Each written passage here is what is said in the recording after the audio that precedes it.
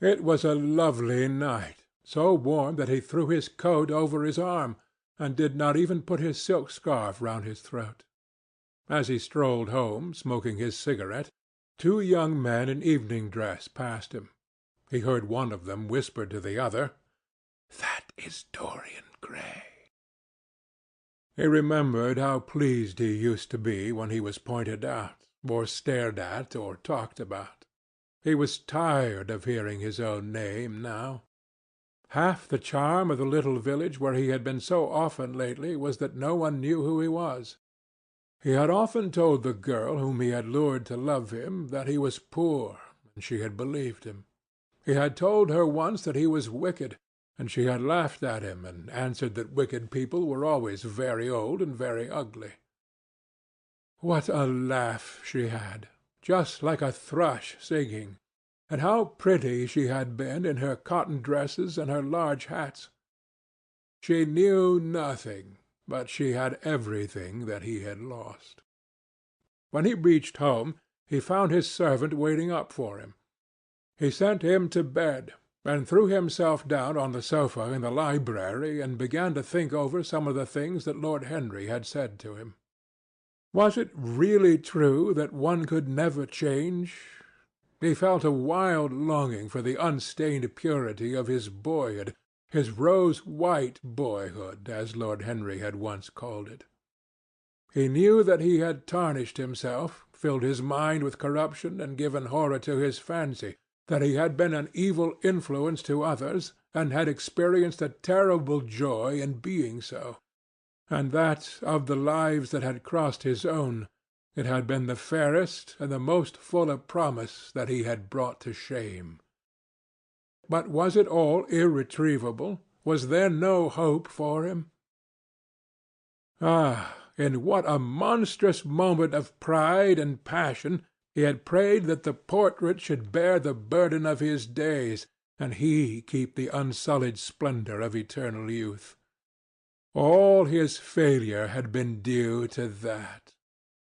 Better for him that each sin of his life had brought its sure swift penalty along with it. There was purification in punishment. Not "forgive us our sins," but "smite us for our iniquities," should be the prayer of man to a most just God.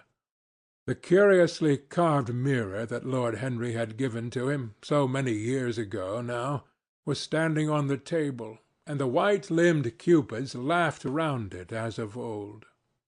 He took it up, as he had done on that night of horror when he had first noted the change in the fatal picture, and with wild, tear-dimmed eyes looked into its polished shield. Once some one who had terribly loved him had written to him a mad letter ending with these idolatrous words: "The world is changed because you are made of ivory and gold. The curves of your lips rewrite history." The phrases came back to his memory, and he repeated them over and over to himself. Then he loathed his own beauty, and flinging the mirror on the floor, crushed it into silver splinters beneath his heel.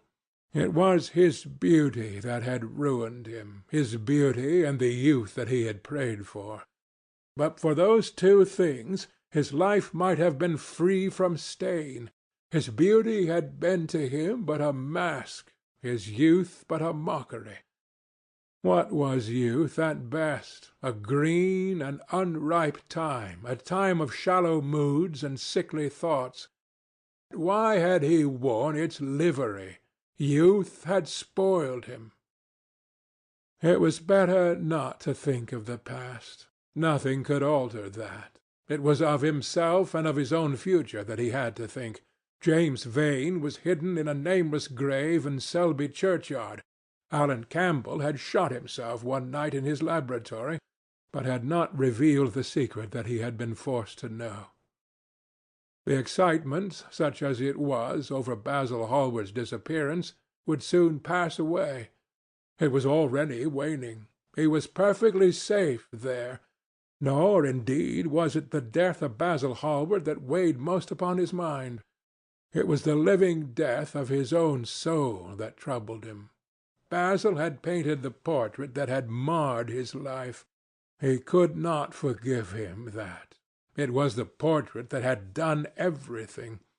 Basil had said things to him that were unbearable, and that he had yet borne with patience. The murder had been simply the madness of a moment.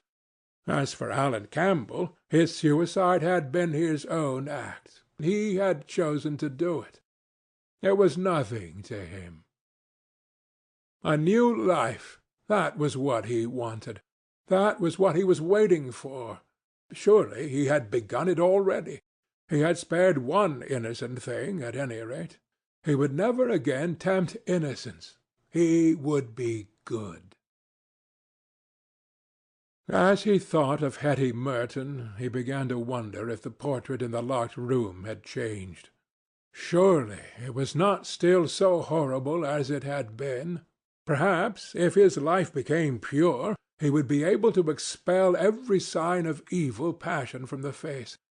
Perhaps the signs of evil had already gone away. He would go and look.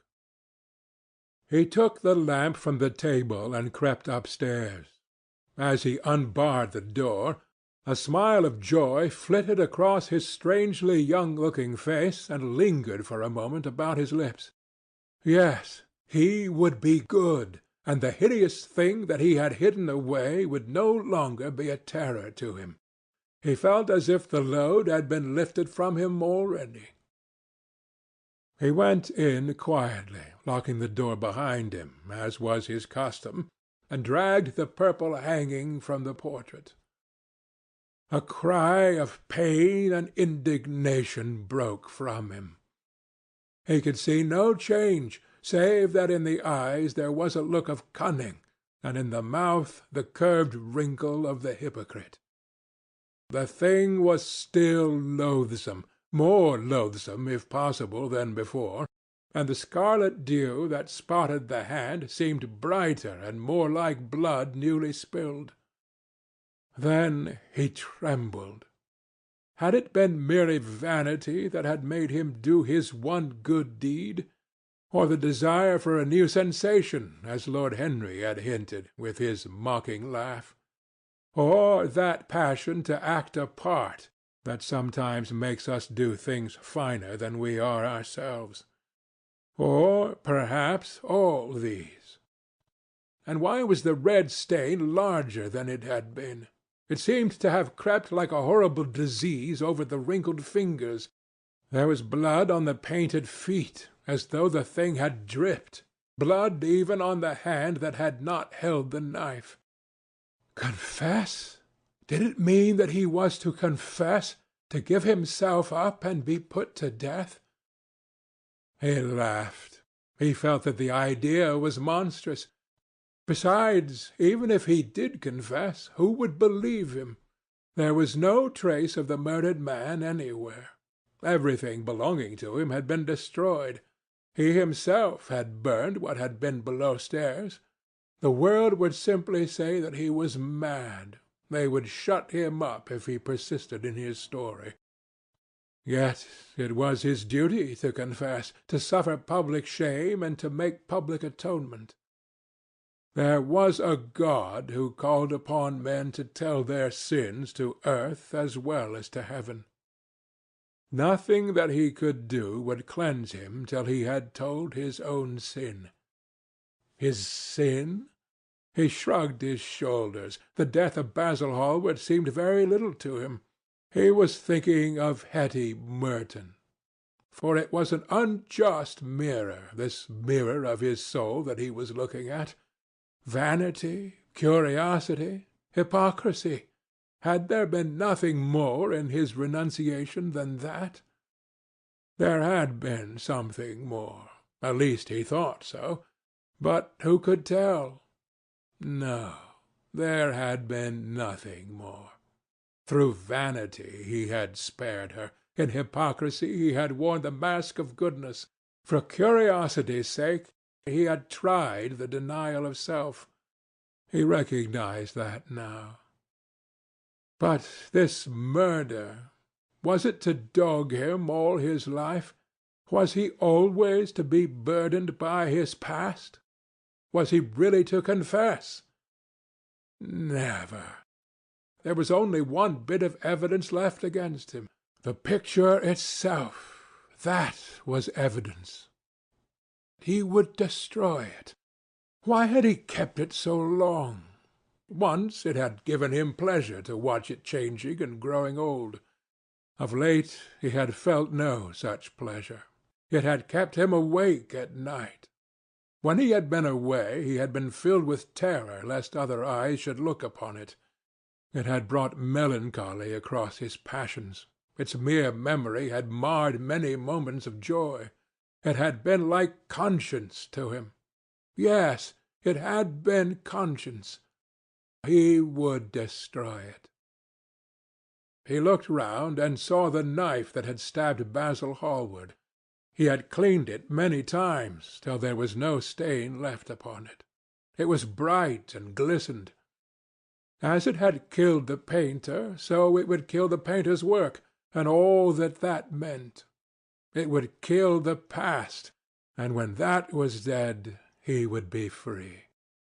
It would kill this monstrous soul-life, and without its hideous warnings, he would be at peace. He seized the thing and stabbed the picture with it.